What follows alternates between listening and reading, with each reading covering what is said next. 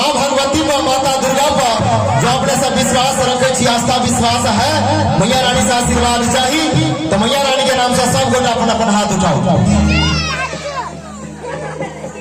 देखे चाहे ये को हाथ उठाने ताली के ना बजाते बस दोनों हाथ उठाकर चाची दोनों हाथ उठाकर सब ताली बजाकर कहते चल मिलत के धार मैया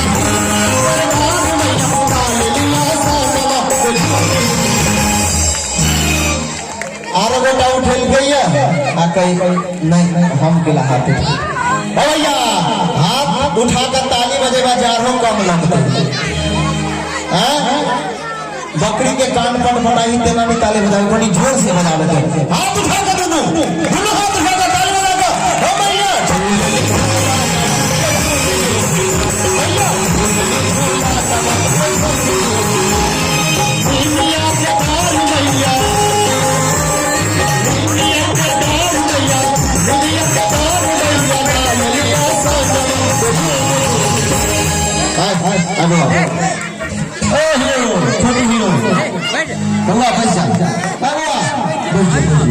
चाची कब तो बोल जाओ बच्चों याद नहीं सब ताली बजाकर मैया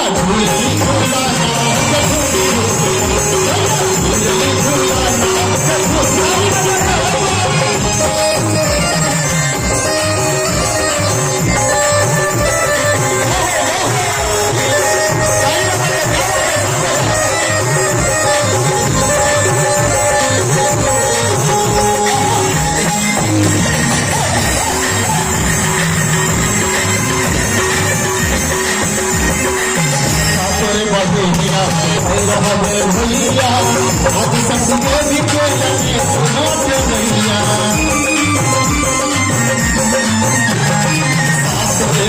भैया हमें भैया आदि शक्ति देवी के बड़ा सहारा लेके सहारा लेके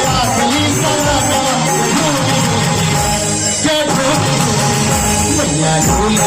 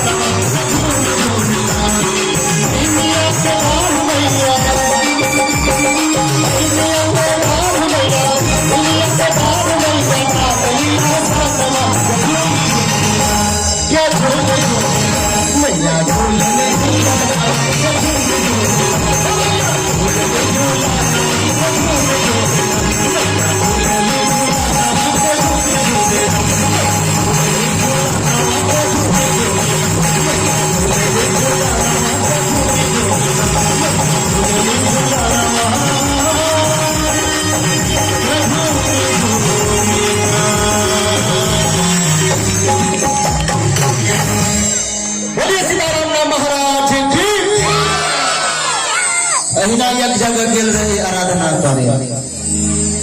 चाची ध्यान रखो सुन यही सब बला बात कभी बोलिए सीताराम।